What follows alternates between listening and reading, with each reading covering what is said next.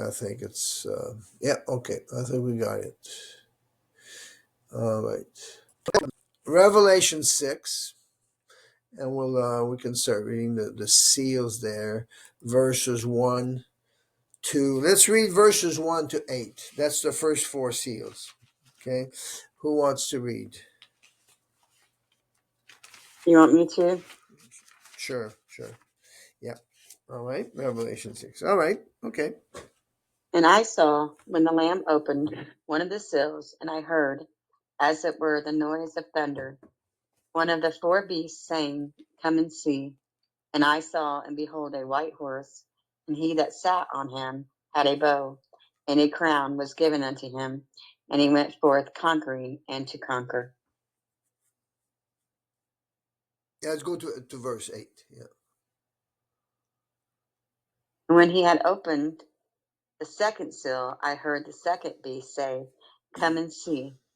And there went out another horse that was red, and power was given to him that sat on thereon to take peace from the earth, and that they should kill one another. And there was given unto him a great sword.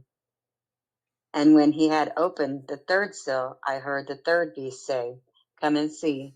And I beheld, lo, a black horse, and he that sat on him had a pair of balances in his hand.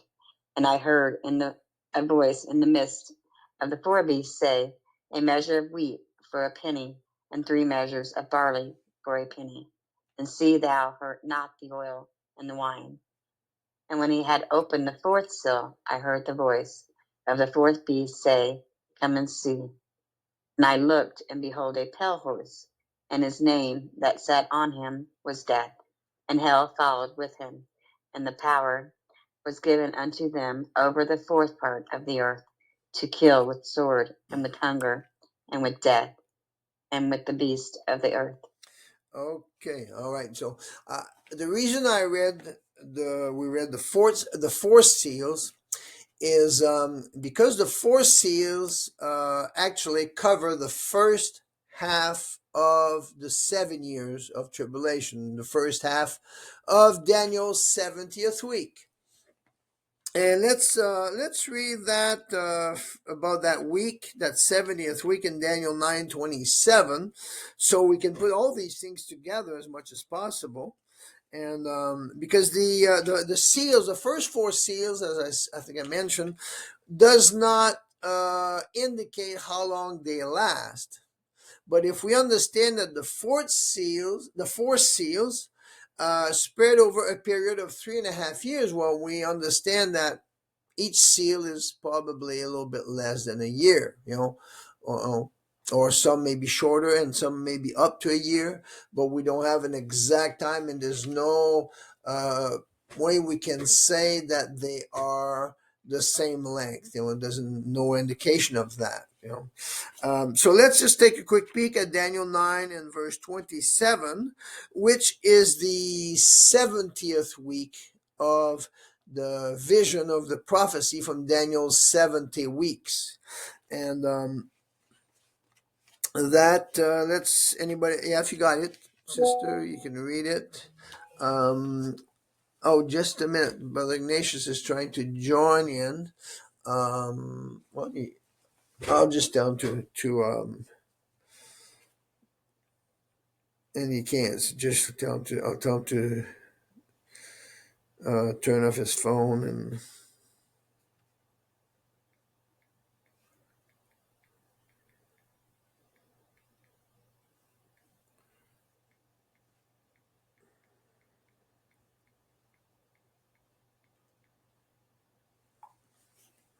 Okay. All right. So, yeah, you got Daniel 9:27? Yes. Okay, go ahead. And he shall confirm the covenant with many for 1 week, and in the midst of the week he shall cause the sacrifice and the oblation to cease. For the overspreading of the abominations he shall make it desolate, even until the consummation, and that determined shall be poured upon the desolate. All right. Last lesson, or one of the last lessons, we had covered this. We talked about the 70 weeks. The 69th week is actually in verse 26, and then the 70th week is in verse 27. And the he in there is a reference to the man of sin, the Antichrist. I won't get into that today because I'll take the whole lesson, and but we'll cover it some again at different times. But what I wanted to bring here is our attention to realize here he's speaking about of. He says, "He shall confirm the covenant with many for 1 week." And that week is a week of 7 years, not 7 days. Okay, and we had gone to the question, well, how do we know that those are weeks of 7 years? Well, history. Now we know it. We understand it because of history, that it proved that this prophecy took place over so many years, that the number of years that corresponds to the number of days that weeks would be in the according to the prophecy. Okay, so when he says he shall confirm the covenant with many for 1 week, it's speaking about of a period of 7 years. Okay, and in the midst of the week he shall cause the sacrifice and the oblation to cease. And in verse 26, the temple, the Jewish temple, was destroyed in 70 AD, and so that in order to have animal sacrifices and oblation to cease, well, there has to be another temple that is built, and that's why the tribulation cannot begin until that temple is built. And but the sign in what we have an indication is that week. And not only there, but it's divided into two parts. You got the first half of the 7 years and the second half of the 7 years, 3.5 years, 3.5 years. Okay, and it tells us here that in the middle of the week, well, what's going to happen? How is that? What is the event that is going to separate the first half from the second half? Is the fact that the animal sacrifices will cease in the middle of the 7 years. Anybody can tell me why the reason is they're going to cease? Why animal sacrifices are going to stop? Go ahead.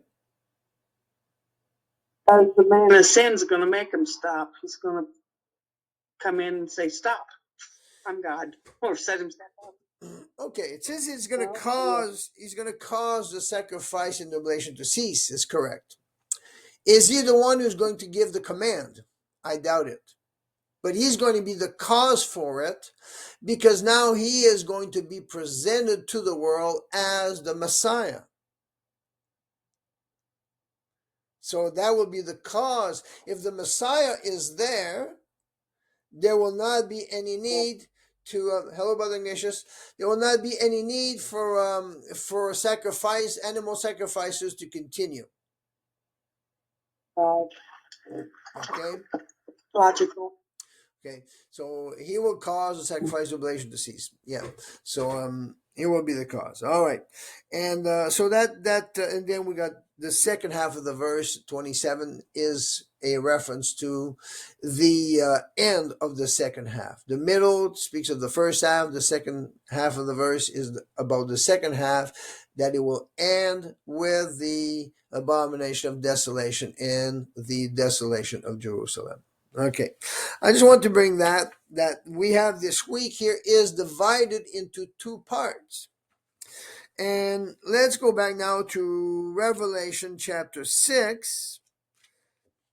And what I'm saying here is that we read about the first four seals, and I am saying that these first four seals happen in the first half of that first half, right up until the sacrifice stops or is taken away. And the second half will start when when he goes in. But I want to look at the seals, and excuse me.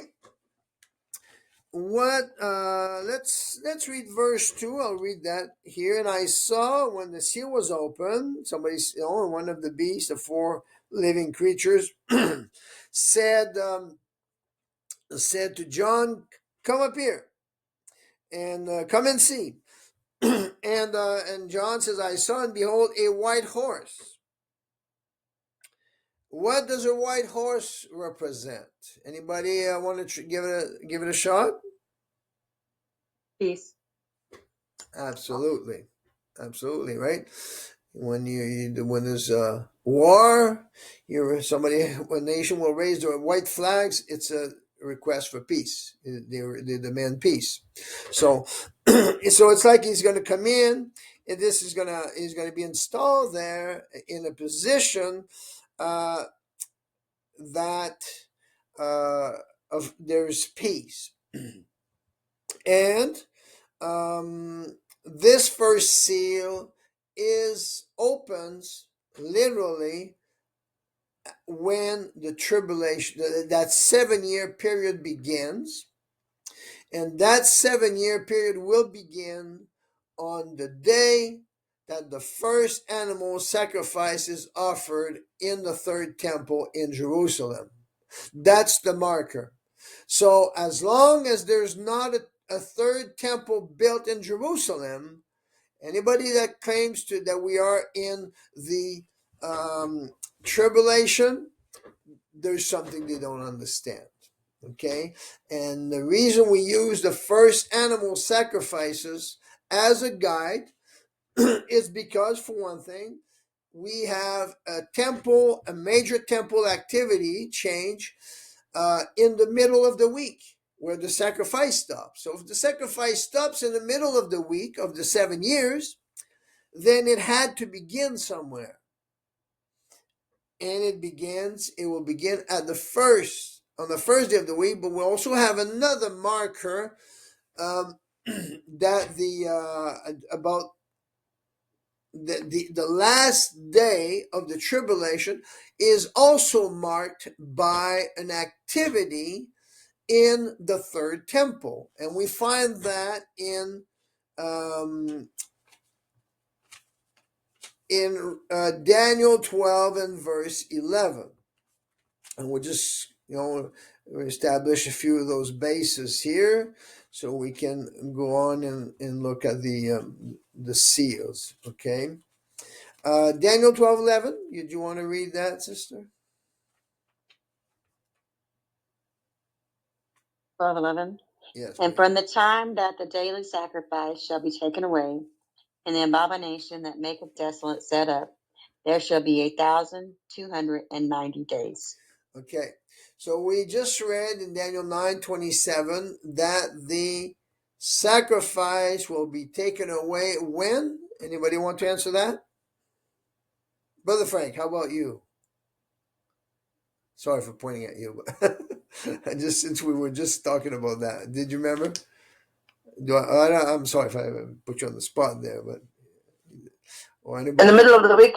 In the middle of the week, right? He said, and in the middle of the week, he shall cause the sacrifice and the oblation to cease. Thank you, Brother Ignatius. All right. So, so then it says that from the time the sacrifice is taken away until the abomination of desolation, there shall be how many days? In Daniel 12:11? 1,290. 1,290 days, exactly. So this idea, this common belief that when the Antichrist, this man of sin, son of perdition, whatever name you have, we give to him, goes into the temple in the middle of the week and proclaims he is God, as in 2 Thessalonians 2 and verse 4, that is not the abomination that makes desolate. Okay? What is the abomination of desolation, or the abomination that makes desolate? It's an abomination that will bring immediate judgment, immediate desolation upon Jerusalem. So if in the middle of the week that man of sin goes in the temple and then it goes on for 3.5 years, well, that's not the abomination that makes desolate. The abomination that brings the desolation of Jerusalem. That's why it's called the abomination of desolation. Okay, but it tells us that from the time the sacrifice is taken away, which we understand now that it is in the middle of the 7 years. Everybody, I think, knows that. And now, until the abomination of desolation, there's 1,290 days. Okay, so which is 3.5 years plus 30 days. It's the second half is 30 days longer than the first half. I will give a couple names here on how we can divide. There's few names that are given to the different periods in the tribulation. How many has ever heard of the Great Tribulation? Everybody? Yes. And Yes. and what are they talking about when people are talking about the Great Tribulation?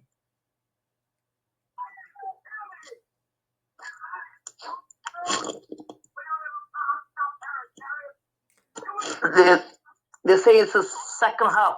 Exactly. Exactly. They're calling the second half the Great Tribulation.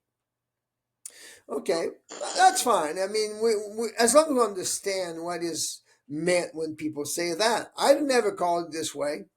But I'll give you a few approaches, okay, so that we understand. People will talk about this, about the time of what I call the global reign of the Antichrist, which lasts 42 months. Okay, now the 7 years of tribulation is actually divided in 4 sections. First in 2. Okay, we got the first half, which is sometimes people will call the tribulation. Then what anybody knows what the Antichrist does during the first half? He's not ruling the world yet, but what does he do? Anyone? Go ahead.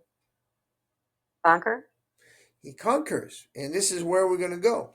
Okay, let's read. Okay, I'll read that. We'll come back to this a little bit so we can go into a few different points at the same time. Okay, where it says, and I saw, Revelation 6 and verse 2, and I saw, and behold, a white horse. We established that the white horse represents white represents peace, but the horse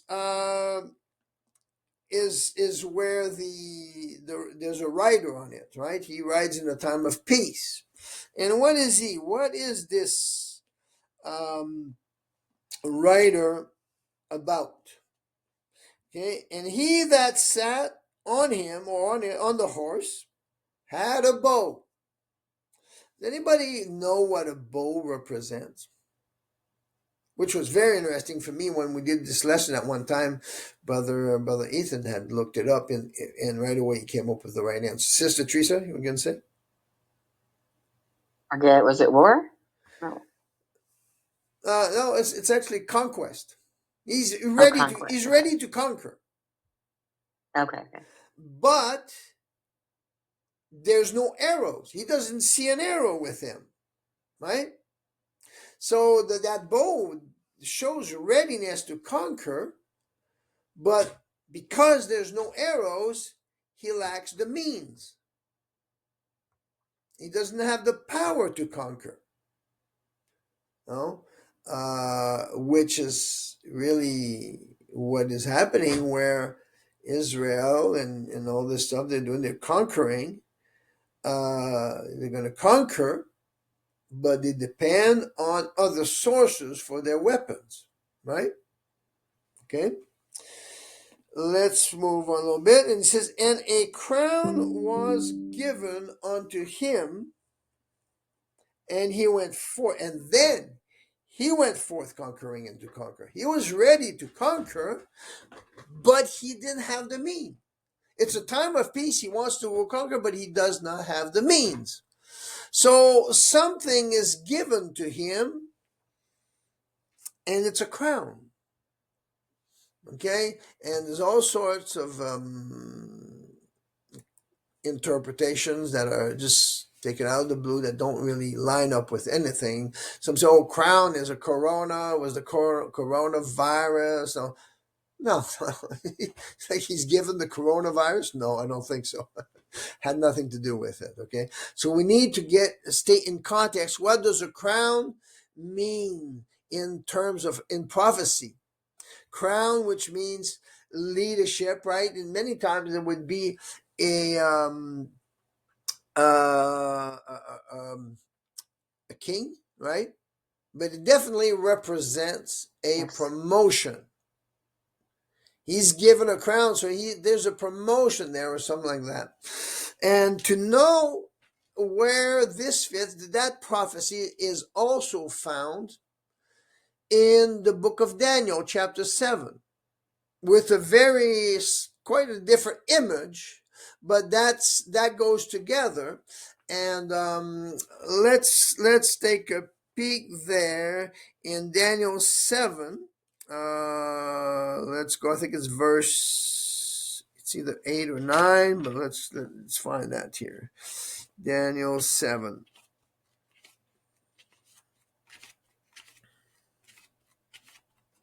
After this I saw in the night visions, and behold, a fourth beast, dreadful and terrible and strong, exceedingly, and had great iron teeth, and it devoured and brake in pieces, and stamped the residue with the feet of it, and it was diverse from all the beasts that were before it, and it had 10 horns. Okay, we'll just stop there for a minute. I'll explain what the beast here. This beast is what it is: dreadful, terrible, strong exceedingly, and it has great iron teeth, and it devoured and break in pieces, and stamped the residue with the feet of it. So that beast, the iron teeth, there's nothing in that whole beast that looks like an animal, that comes from an animal, right? So this beast, the character of this beast that he sees, is not the character of an animal. It's got iron teeth. It's made of iron. It's there to devour and to break in pieces, and it's not an animal. And the only thing that we find in there that is animal is what? It had 10 horns. Okay?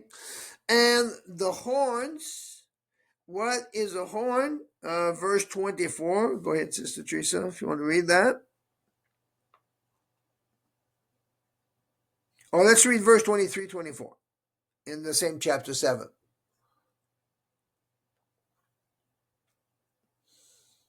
Oh, maybe she went away for a bit. Or anyone else who wants to read Daniel 7, verses 23. Oh, I thought I was on. Sorry. Oh, okay, you were reading, Thus but okay. he said, the fourth beast shall be the fourth kingdom upon earth, which shall be diverse from all kingdoms, and shall devour the whole earth, and shall tread it down and break it into pieces. And the 10 horns out of this kingdom are 10 kings that shall arise, and another shall arise after them, and he shall be diverse from the first, and he shall subdue 3 kings. Okay, all right. So that beast is actually the fourth kingdom, imperial kingdom. Okay, which is actually the kingdom of the Antichrist at the end of the age that we're about to see. And the description, and it says that the horns are, what are they? the 10 horns are 10 kings. Okay, so understand that kings are represent their nation. So it's talking about 10 nations, 10 predominant nations that form this beast. And so it's a multinational, and the iron teeth and the devour represents military power. So it's a multinational military power that is going to dominate over the whole world. And that's going to be the military power of that one world government. And the only entity, the only power of that kind, or alliance of that kind that exists right now is NATO. Okay? And the 10 kings, we could probably identify them fairly easily. We know we got definitely the US, we got England, we would have France, Germany, probably Italy, Turkey, and a few others. We'll dig in a little bit more. We probably have and India. So these kings, these are going to form. I don't know if India's in there. No, they're not in NATO yet. But this, No, they're in BRIC. that's right. Yes, and of course they will end up eventually in time come all as one. But right now it starts out with this kingdom with 10 nations that are above. And what is the purpose? Let's talk a few minutes about the Russia and Ukraine war right now. How many believes that Russia is at war with Ukraine? Yes. That's right. Are we sure? Sure. Oh, no. It's proxy war. Okay. Are they really at war with Ukraine? Is my point? Is a point I want to bring. Or is Ukraine just a false representation so that it doesn't show who's the war between? Oh, yeah, because it is in war with NATO. You're right. So Ukraine is used as a mask to hide the fact that it's NATO going at war to weaken Russia. Yes. And eventually subdue them and to bring them into their power, right? Yes. All right. Let's see here. I'm just gonna. Oh, okay.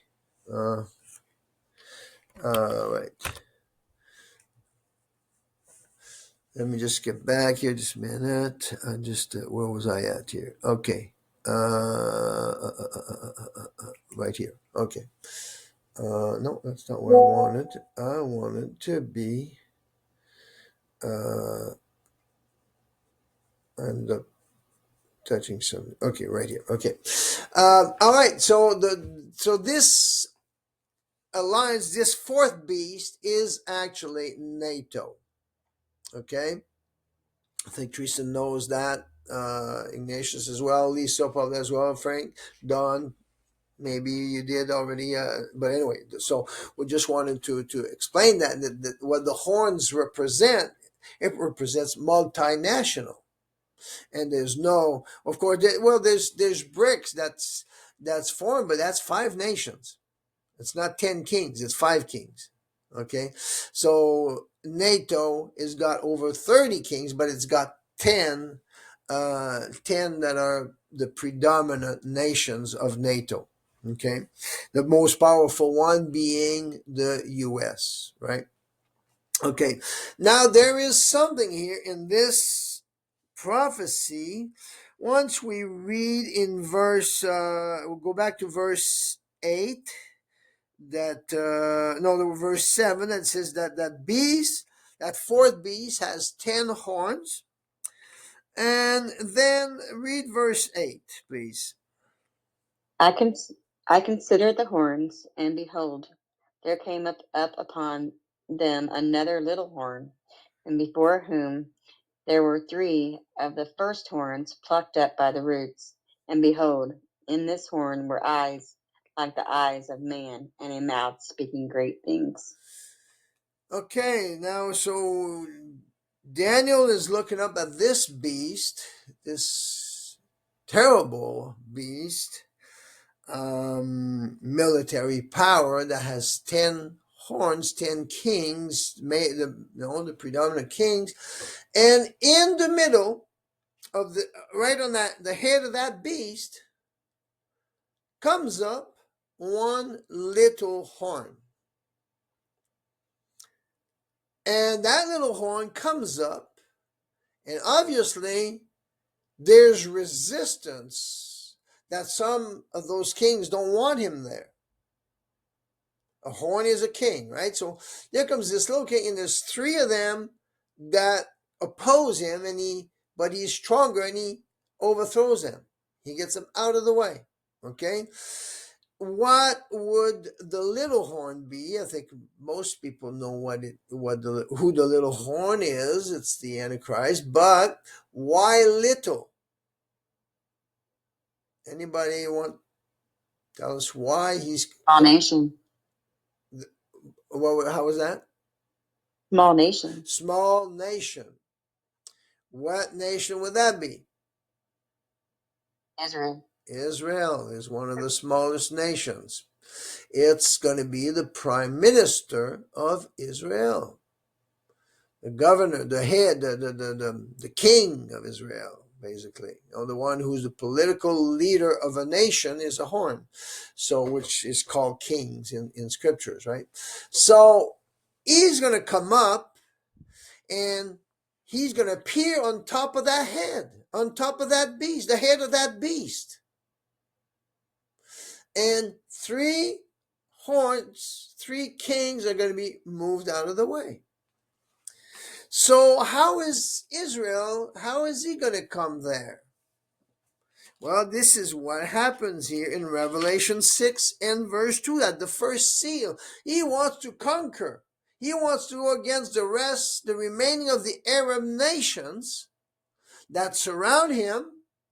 He's ready to go for it.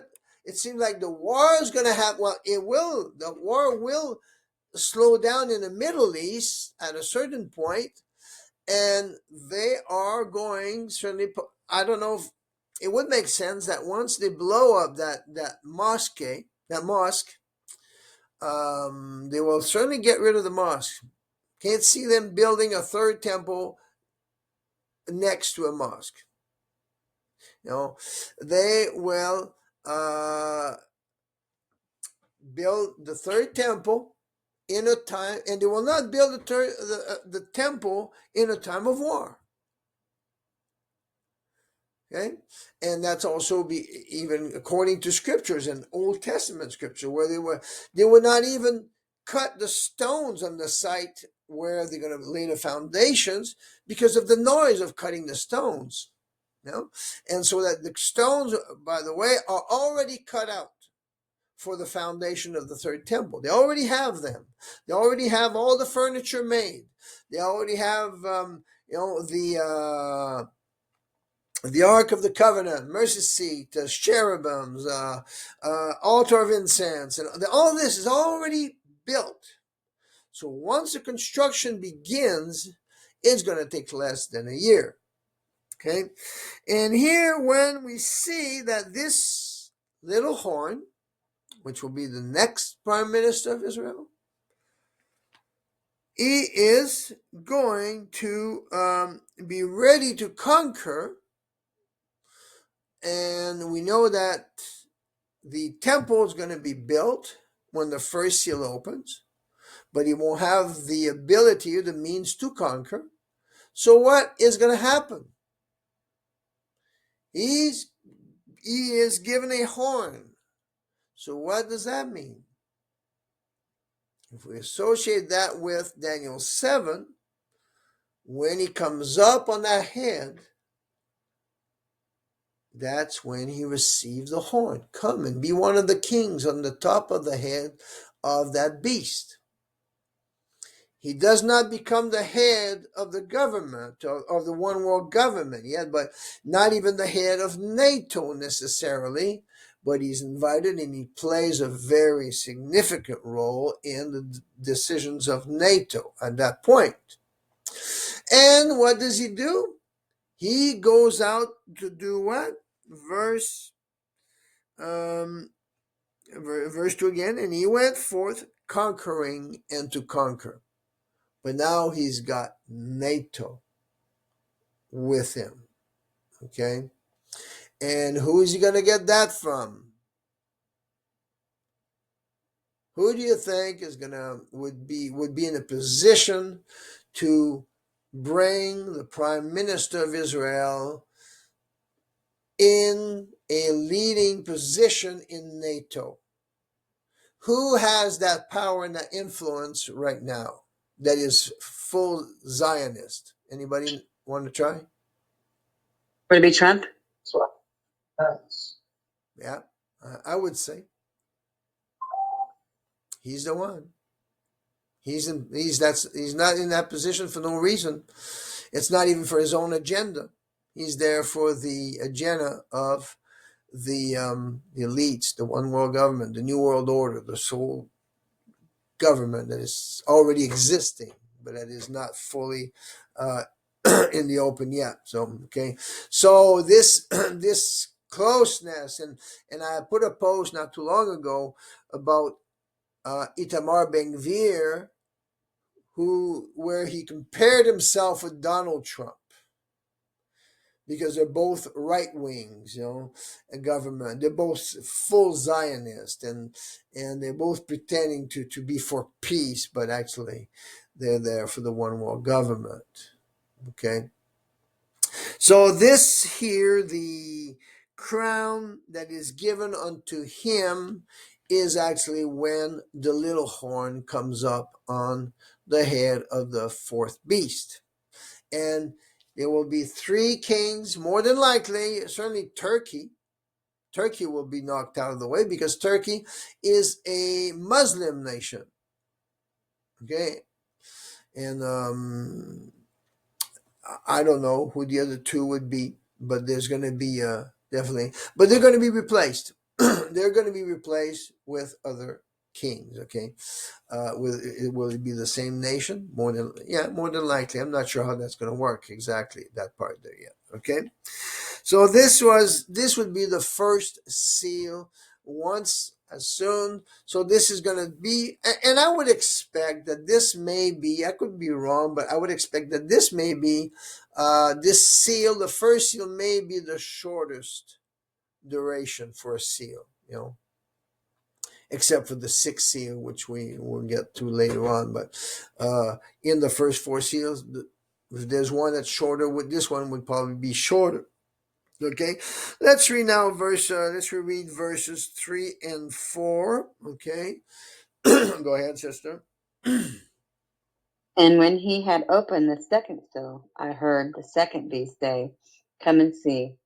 And there went out another horse that was red, and power was given to him that sat thereon to take peace from the earth, and that they should kill one another. And there was given unto him a great sword. Wow. To take peace from the earth. How much that confirms that the white horse represents peace. But I forgot there was one more thing, one more verse I wanted to read about the first seal, and that's in Daniel 11. I believe it's verse 22 or 23. Let's go take a look there. Because that is parallel with the first seal also. This is actually the first seal. Let me just find out.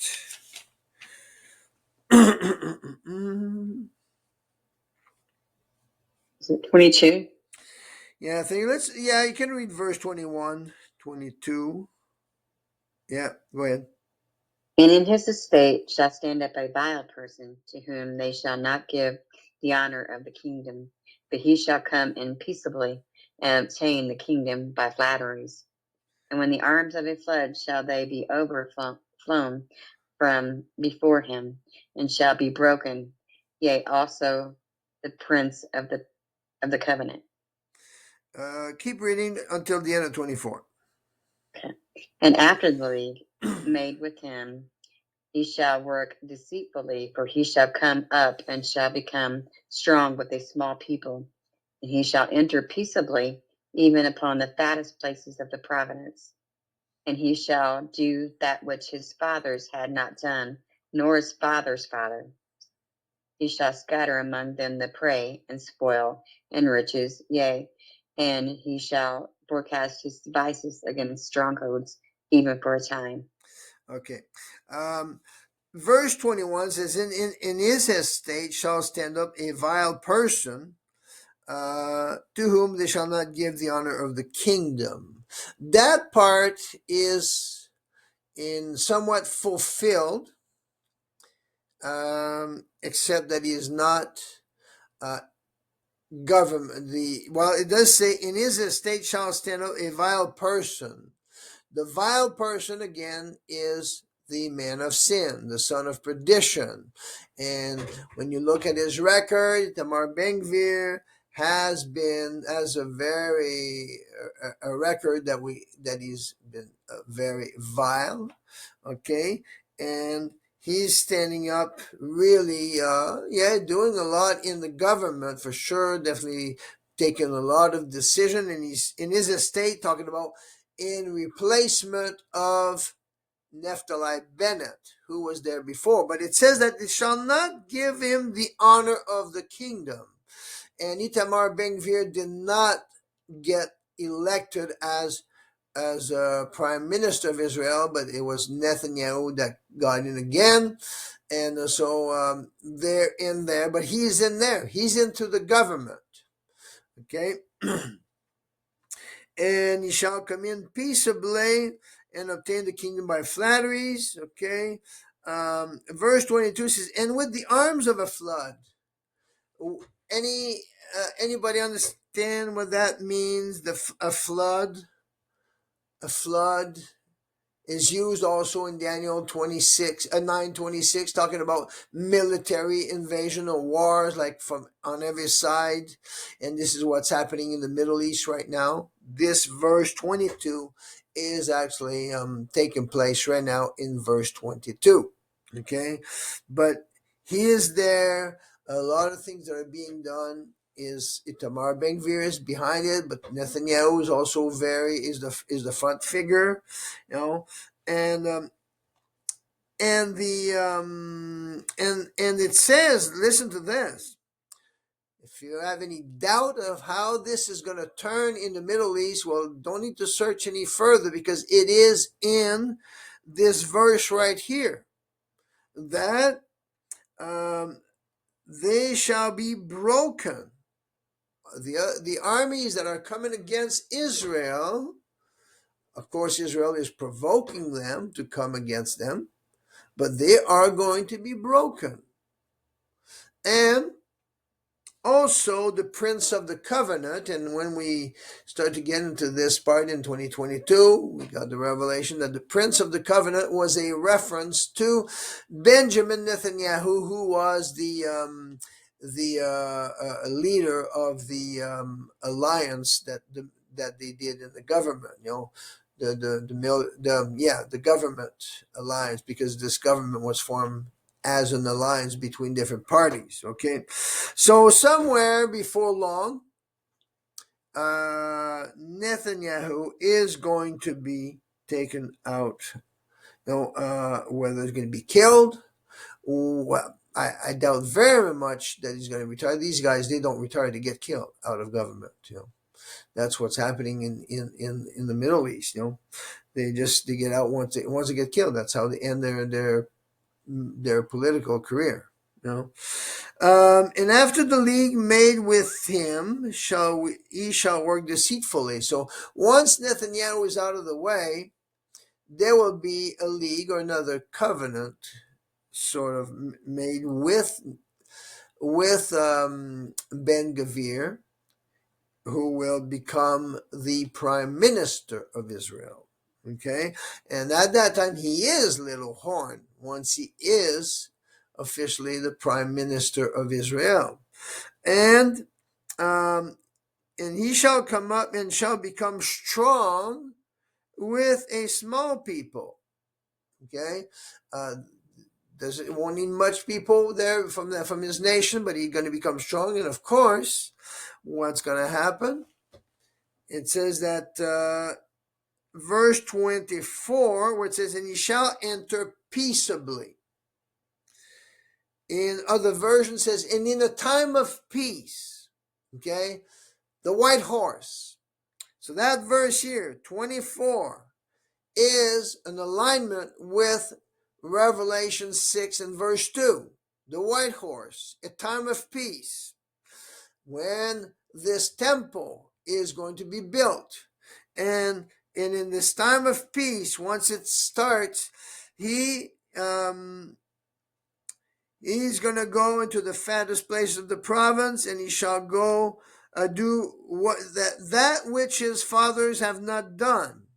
Okay, what is it that his fathers have not done that he's going to do? He's doing it right now. It's starting to do it. He's eliminating the Palestinians. And then the other thing, the great exploit that he's going to do, that his fathers, listen to what it says, nor his fathers' fathers. If you look back through history, when fake Israel became a political state, a nation, it was, 70 years ago, back in 1948? 2 generations passed. Now this is the 3rd generation. Okay? So his fathers is the previous generation, and his fathers' fathers is the generations that came into the land and took possession of the land. Okay, and he shall scatter among them the prey, and spoil and riches. So they've taken possession of the land and they're distributing it, in among themselves. Yea, and he shall forecast his devices against the strongholds, even for a time. So we're looking about. I'm not sure how long it's going to be that before Netanyahu's gone, but not that much. But if we were to use interpret a time in the same way that Daniel was using it in other places, a time, times, and half a time, then a time would be about a year. We're looking about a year. But anyway, regardless, what I'm saying here is that in a time of peace, he's going to go do things that have not taken place. And then we get into Revelation 6 and verse 2, where it shows the white horse. He is in a time of peace. When the temple gets into operation, begin its operation, they are going to be in a time of peace. But he's not going to be satisfied with that. Then he's going to want to go conquer the remaining of that land first, that land of that area where the Arabs are. Okay, and he won't have the power by himself. He's got this arrow, this willingness to go conquer. This horse represents conquering as well throughout the first 4 seals. But he does not have an arrow to conquer. Doesn't have to have the means. He's got, and so he receives this horn. He gets there the support of the crown, and from that time, he starts his conquest. And of course, he's not going to start conquering with war. He's going to try to conquer with the nations that are willing to join with him first. And that won't last long. There may not be that many at first, but there will be some, of course. The U.S. is totally sold out completely. U.S., Canada, America is completely sold out to the great harlot, okay, which is the Zionist religious movement in Israel, okay, and they are going to be with him, but there's going to be some resistance, and then we going to get to a place the first seal ends. He starts conquering, doesn't last long, and then we get into the second seal. Okay, so let's go back here to Revelation 6. and verse 3 and 4. I know you read them, Sister Teresa, so I'll just go over them quickly like this, and I explained what these verses represent, what they mean. Okay. Okay, we're doing okay. All right here. Go third time. All right. And when he had opened the second seal, I heard the second beast say, "Come and see." And then went out another horse that was red. Who wants to tell me what you think red means or represents? War. War. Okay. What else? Blood. Bloodshed. Yes. Bloodshed. And of course, we'll get, of course, the bloodshed is going to be through the war, but the red horse, yeah, everything in that second seal represents war. Okay. The first seal represented the beginning of the conquest, the beginning of the 7 years. So the first 3.5 years, let's get back to this. How do you divide that seventh week, 70th week of Daniel? Some will call it, we said, the tribulation, the great tribulation, and the wrath of God, right? Which is not wrong, okay? And then we could actually say the wrath and then the great wrath. And I'll explain that in a minute. Well, the first half is the tribulation, but the way I call it the conquest of the world by the Antichrist, 3.5 years. Others will call it the rise of the Antichrist. They're all good. They're all, proper. They're all proper ways of calling it. So if somebody talks to you about the rise of the Antichrist, I understand what they're saying. If they're talking about the tribulation, or the first half of Daniel's 70th week, the first half of the tribulation, I understand. So then we got the second half, where people would call it the Great Tribulation, which is okay, but it should actually be the greatest tribulation ever. Okay. And that's another 42 months, 3.5 years. I call it the global reign of the Antichrist. At that point, he is no longer conquering the world. He has conquered all of the world. The only thing that should be remaining against him, maybe a little bit others, but it should be the true church. Okay. And that's that part of the global reign of the Antichrist, the world, the Great Tribulation. Okay, so that would be the first half. Then there's a period of 30 days, which is the sixth seal, the shortest seal. That would be the wrath of God, where the 7 vials of wrath are poured out upon the earth. Okay. And what I call the Spirit, I gave it a different name because I presented everything from the perspective of the Antichrist, world conquest by the Antichrist, global reign of the Antichrist. Third, during the wrath, I call it the humiliation of the Antichrist. Okay. But that's okay. Most people will say the wrath. I call it the humiliation of the Antichrist. We understand it's about the same thing, right? And then we have on the last day, after the last trump sounds and the church is caught up in the air, the dead rise in Christ, the church is caught up in the air, then there's the great winepress wrath of God. So that's the great wrath of God on the day of Christ, after the church is caught up. Okay, so that's where I see there are 4 parts. We could really divide the tribulation into 4 parts. We got 3.5 years, 3.5 years, 30 days, and then 1 day. Okay. So anyway, all right. So I just thought I'd explain that.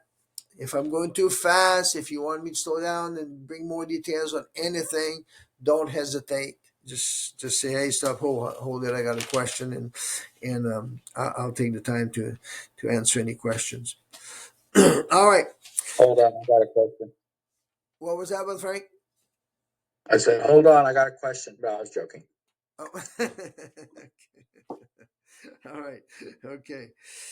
All right. verses 3 and 4. Okay, second seal. And there went out another horse that was red. And what the rider on each horse is always the same. It is the Antichrist. The change of the horse represents a new phase in the development of that 70th week, or of that first half. Okay, so the first phase starts with a time of peace, and then he's invited to join NATO, and he begins to conquer in peace. But it doesn't last very long, and immediately after that, something happens. He takes off on a red horse representing bloodshed. Now he's ready to shed blood just to accomplish his goals. Okay, and look at this. This is very. It says, power was given to him that sat thereon to take peace from the earth.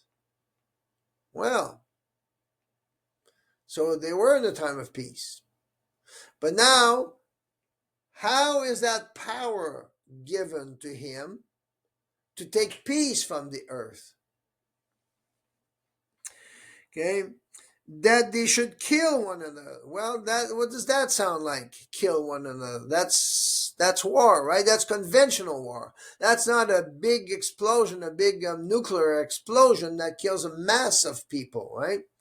It's they kill one another. We're talking about some conventional war. Okay, war that people are beginning to kill one another. And listen to the last thing. And there was given unto him a great sword. And what is a sword? A great sword. A great weapon. That great sword is that fourth beast of Daniel. It's NATO. NATO. He is given the authority to use NATO as a war machine, as is described in Daniel 7. And we find that same thing, I believe, was in Daniel 11 and verse 25. Let's look at that. You got it? 25? Yeah. We left at 24, right? Where it says, verse 24 starts with the time of peace. Then what about verse 25? Then we have something completely different. Go ahead. And he shall stir up his power and his courage against the king of the south with a great army.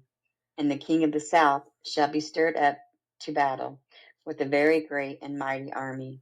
But he shall not stand, for they shall forecast devices against him. Okay, so what is he going to do? He shall stir up his power and his courage against the king of the south. And who would be the king of the south? Any idea? Would it be is it the Arabs? Yeah, I would think so. Iraq and Saudi So it's a prince Arabia. then, right? Pardon me? It'd be a prince? It'd be the prince? Yeah, but it calls them kings, right? Because they're the leaders of Right. a nation or group. So they'll go towards the south. And what is south of Israel? Well, you got Iraq, Saudi Arabia, and Egypt. So it's all that area. Okay, and but he says what does it say?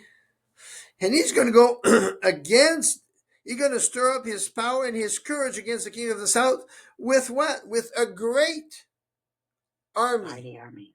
Well, what do you think that great army is? NATO. It has to be NATO. Okay? So he received this crown, and now he's given the authority to use the weaponry and the personnel of NATO. And probably a whole bunch of military robots. Okay? And they're going to go against the king of the south, and um,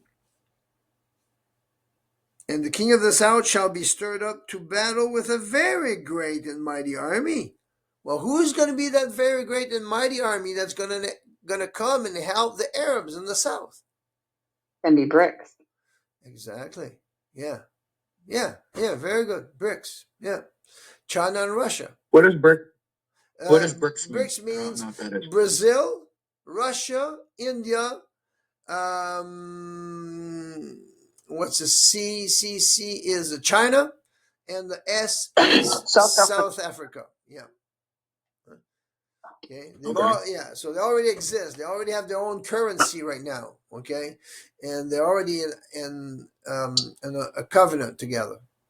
Okay, so they're going to come in and be on the side of the Arabs, and NATO is going to be on the sides of Israel. That's what is presented here in that second seal. So we see that in Daniel 11:25, fits right in with 11:24 fits with the first seal, and 11:25 fits with the second seal.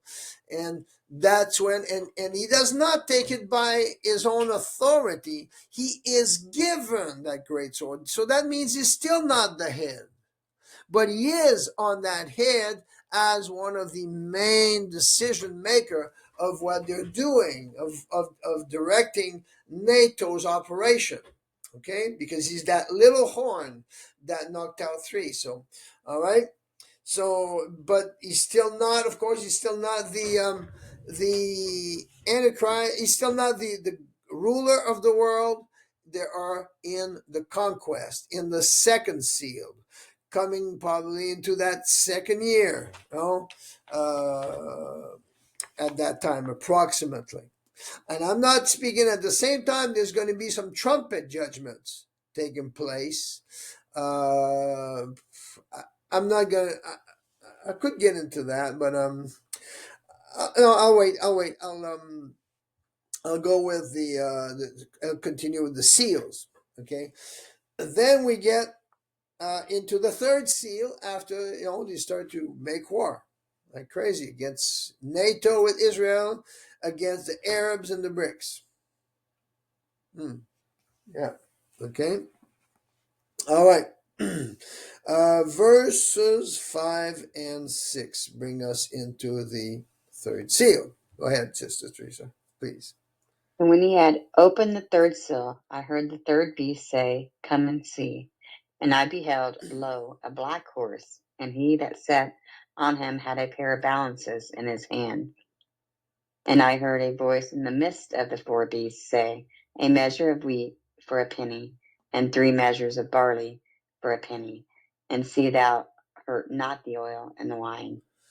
Okay, so what happens here when the third seal opens? The war is going on. The war does not stop.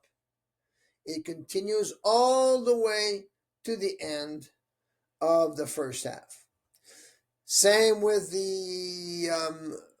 we're going to find out that the viruses, which is biochemical, are going to go on all the way till the end of the first half. Now we got a little break, a little pause, but it will come back again, okay, before too long, okay? And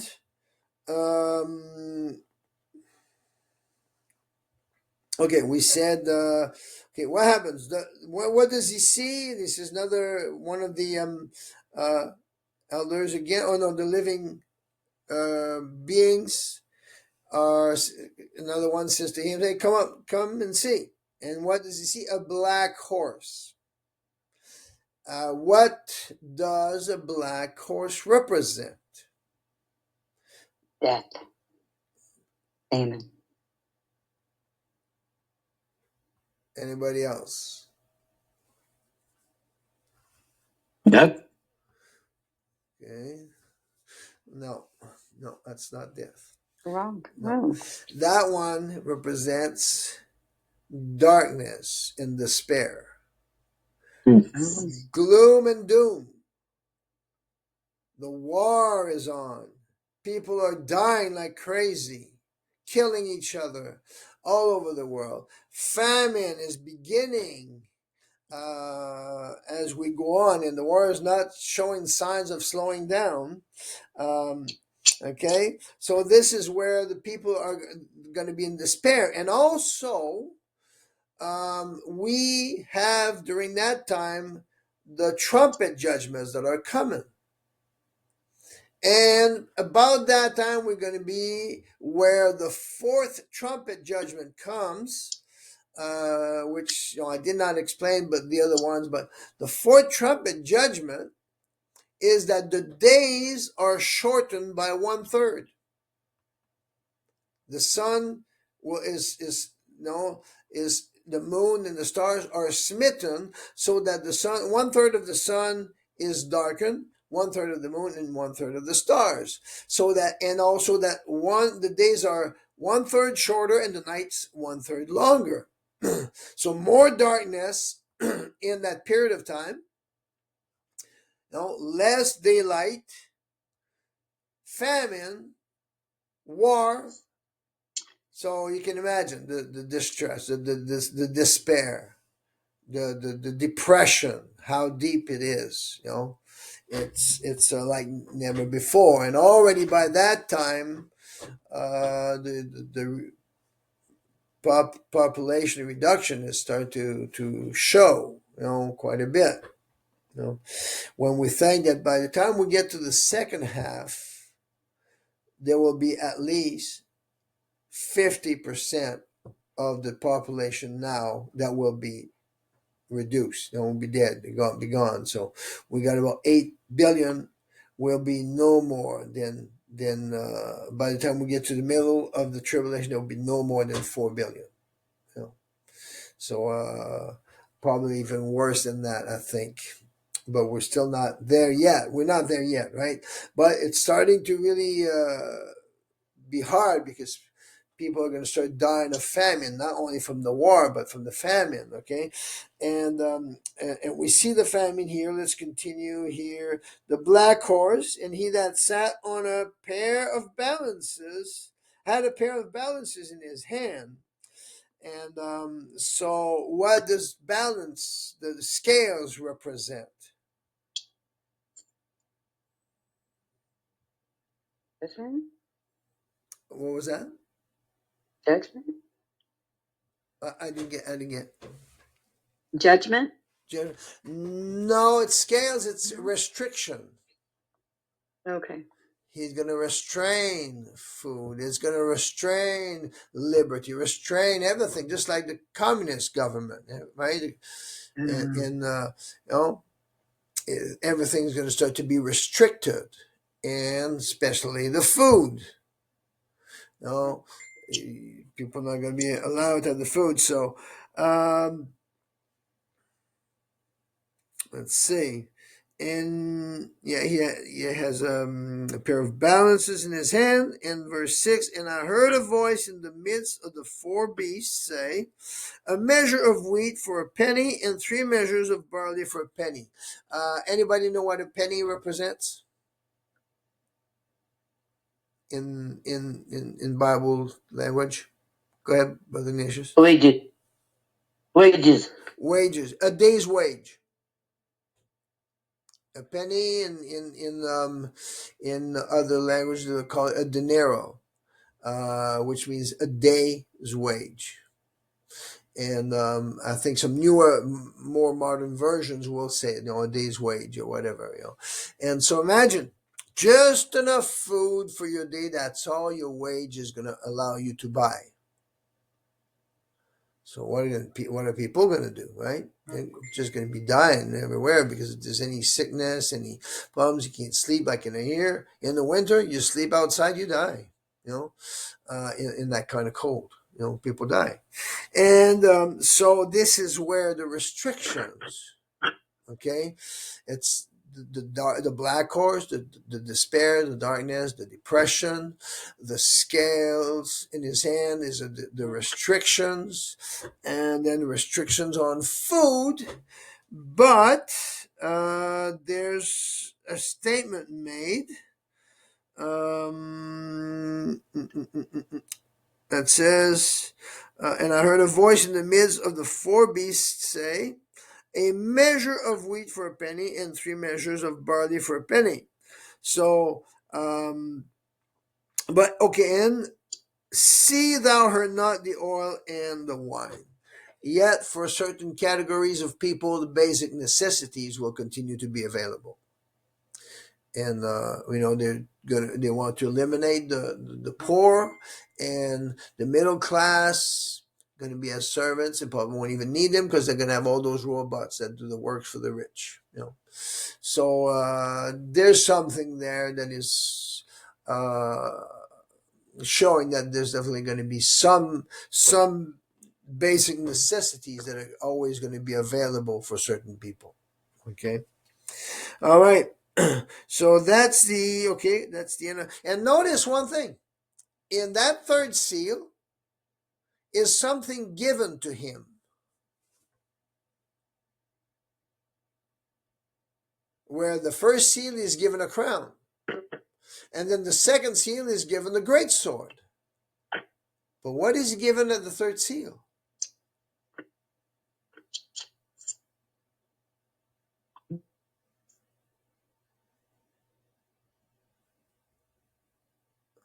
Can't see it, right? So he's given nothing. So he's taken full control. It's not given to him. He's taken it. He's taken charge of this whole thing. He's the one who decides to restrict food. He's the one who's restricting all of these things. All right. Let's move on to the fourth seal. All right, let's go, Sister Teresa. You can read that, verses 7 and 8. When he had opened the fourth seal, I heard the voice of the fourth beast say, "Come and see." And I looked, and behold, a pale horse, and his name that sat on him was Death, and hell followed with him. And power was given unto them over the fourth part of the earth, to kill with sword, and with hunger, and with death, and with the beasts of the earth. Okay, all right. What's the great message here in that fourth seal? What comes out of that? Everything we see there. Everything, just about everything represents saying. What you said it right? Yeah, the pale horse represents death. You said death. Yeah. Everything in that seal represents death. The pale horse. Well, one thing. What is a pale? What is pale? Something pale. Well, someone who's pale, well, also represents disease. Looks like they're dying. Disease, dying from diseases, right? A pale horse, and his name that sat on him was Death. He's out to kill people. Okay, and hell followed him. Well, what is hell? It's in one definition says that hell or Hades is the world of the dead, the unseen world of the dead. So are all these armies, these military people that are in this NATO and demon possessed? Yes, more than likely, all going to be demon possessed. And there's going to be all these, definitely there's going to be these military robots. You can actually see it now in some of the people that that are killing over there in Israel. Yes, they're hateful, absolutely. very hateful. Yeah, I just saw a clip this morning that just quickly, police officers they were inside of a jail, and they just beat this handcuffed prisoner to death. And that's it's not even the war, but it's already happening, right? Yes, and in the murders that they're committing, the cruelty is absolutely unimaginable. Somebody was saying they're even more evil than Satan himself. All right. Let's keep on. Okay, what does it say? And I looked, and a pale horse. Okay, death, hell followed him, and listen to this phrase. And power was given unto them over the fourth part of the earth to kill with sword and with hunger and with death and with the beasts of the earth. Power was given not to him, to them. Somebody is given authority to them. Who is them? Okay. And who is the one given the authority to kill? Okay. It says, and power, was given unto them over the fourth part of the earth. The fourth part of the earth can be viewed as not just like necessarily the quarter of the earth, but it's the fourth quadrant of the earth. And you look at the four, let's say the four poles, the four cardinal poles, right? North, east, south, and west. Well, which one is the fourth? North, east, west, south, and west.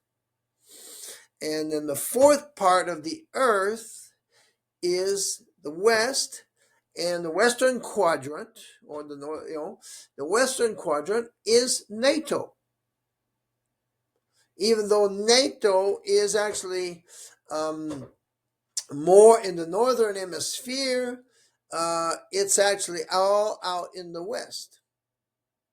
Okay, this part of it goes into the southern hemisphere a little bit, but none of it goes to the east. And the one that is truly north, the north quadrant power, is Russia. The east is China, and the south would be the Arabs, the Arab nations, more than likely. With this one, forget a little bit what that was, but anyway, the fourth part of the earth. So at this point, at the fourth seal, at the end of the 3.5 years, he's given, the Antichrist, the man of sin, is giving authority to his armies to kill people who refuse to submit to him, to come under his, and to bow down to him. And he's already done that in Palestine. He says, if you see them run, shoot them. And I've seen that. I got videos. I saw him just, or some of the people, some of his followers who would say, tell the people, civilians even say, if you see them run, shoot them, kill the people. And how are they going to do this? And let's look at this. And power is given unto them over the fourth part of the earth to kill with sword. That's war, obviously. Weapons. With hunger. That's famine. Okay, so we know that from this, ever since the second seal, the war is not going to stop. It continues. With hunger, that's the third seal, where the famine is not going to stop. Okay, at the end of the third seal, it continues into the fourth seal, right until the second half. Okay, and with death. Now, with death, in some versions, some Bible versions, I think the Lexham English Bible, maybe some other ones will say with disease. So we're talking about biochemical war, right? Which are vaccines or viruses and things like that, where they're spreading viruses. So they will have just kill people, reduce them. Anybody, just eliminate them. They're not like us. And you know that this Zionist government in Israel is promising peace to the world. And you see that there cannot be peace in the world until there's as long as there's not the third temple. How are they intending to bring peace to the world? They kill everyone that opposes them. So whoever's going to be left, they're going to have peace with them. So that's not a true peace. No, I just say it's like it's our way or you're out of the way. Okay, so this is where it says here with death. Okay, with diseases and with the beasts of the earth. Can you imagine? It's at first we used to think, well, how are they going to do this? Where it made me think of the early church where they would feed the Christians, and of course this all this stuff is going to be a lot aimed at the Christians at that time. No, not yet. That's still the whole world, but the war against the Christian is going to be in the second half. Okay, and the beast. The beasts of the earth. Yeah, they would feed the Christians to the lions and entertain themselves by watching that. And I saw videos where they would actually starve aggressive dogs, mean dogs, big dogs, until they would get so aggressive. And then they would release them against the Palestinians in the middle of the night, so that the dogs would go and tear the people, tear their flesh and hurt them and kill them. And imagine if they do that with wild beasts, which they will likely do. It's beyond imagination. All the evil that is coming, and where Jesus says it's going to be a time of tribulation like there has never been in all the earth, in all the world. Okay, and all right, and this brings us to the end of the fourth seal. Now I want to bring a little bit of something here in the religious sector of activity to conclude all this. How does this fourth seal come to an end? Okay, how does it come? What happens at the end of the first 3.5 years? We got all these wars, and during that first half, we'll do the trumpet judgment in another session. But in religion, during the first half, the first 6 trumpets sound, and the judgments come upon the world, not against the church. Okay, not against the saints, just like the children of Israel in Egypt. Okay, the plagues would come against the Egyptians, but not against God's people, of course. Okay, and so the wrath, the judgments of God are not sent on His people and His bride. That's of course. But it's the persecution, the tribulation, or the persecution rather, comes from the government against the church, against the saints. Okay? In the religious sector of activity, I explained how the tribulation is going to begin with a religious activity. The dedication of the first temple might be just before, and then there's going to be the first animal sacrifice, and things are going to start to happen. When the first animal sacrifice begins, on that same day, the first seal opens. Okay, and for the entire 3.5 years, they're gonna pretend it's gonna be a fake Mosaic covenant, or the covenant of Moses, and where they're going to go back and offer animal sacrifices until their Messiah is revealed, and this whole thing, and they're going to offer animal sacrifices. Now, how will the man of sin, the Antichrist, become the cause of the animal sacrifices to cease? If I said he's not going to be the one who's going to stop it, but he will be the cause. Okay? So right in that fourth seal, when the war, everything is all out for killing people, everything, there is going to be an assault against, somebody's going to be able to get right to that man of sin, that evil ruler that we call the Antichrist, who's going to be the prime minister of Israel, conquering the world. But in that fourth seal, near the end of the first 3.5 years, something's going to happen that's going to bring everything to a change, to a halt, and it's going to change, cause that switch from the first half to the second half. And we find that in Revelation 13. Okay, we'll just explain that, and that will bring us to an end here.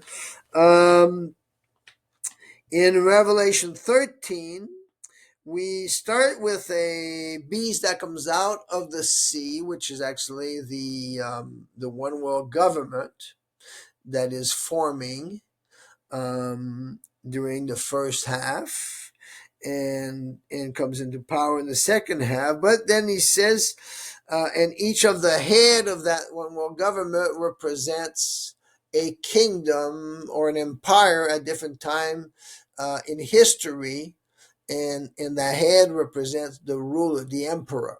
And we have a few examples of that. We have Nero was one of them. Nebuchadnezzar was one of them.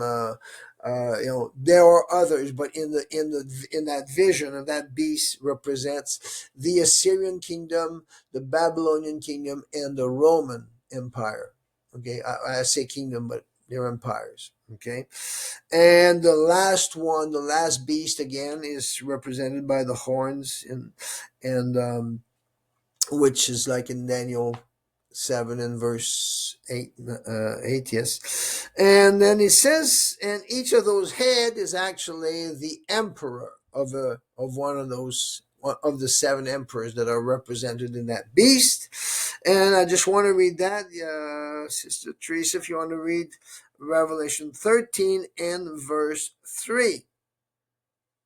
And I saw one of his heads as it were wounded to death, and his deadly wound was healed, and all the world wondered after the beast. Okay. Right. It says, and I saw one of his heads as it were wounded to death. So we see here that one head he's talking about is the 7th head, the last ruler, evil ruler of the world in this vision, which is the Antichrist. Who is the Antichrist? Okay, and he's going to receive that head is it looked like it was wounded to death. Now, a deadly wound doesn't mean that somebody necessarily dies, but it means that the wound can cause death. That's what a deadly wound is. Okay, and we see that. Let's go down to verse 14. It tells us how that wound was made. Go ahead. And deceived them that dwell. Is that it? Yeah, 14? deceive them. That's talking about now the false prophet will deceive the world. And deceived them that dwell on the earth by the means of those miracles which he had power to do in the sight of the beast, saying to them that dwell on the earth that they should make an image to the beast which had the wound by a sword and did live. Okay, so we see that this deadly wound was caused in the past, before that chapter 13, okay? And chapter 13 is the second half. Chapter 11, 12, and 13 is the second half, okay? And he's talking about that there's this deadly wound that was made how? by he had the wound by a sword, but he did live. He did not die. Okay? And what we see here is that the head, who is the after that called the beast, and it refers to that head as a him. So it's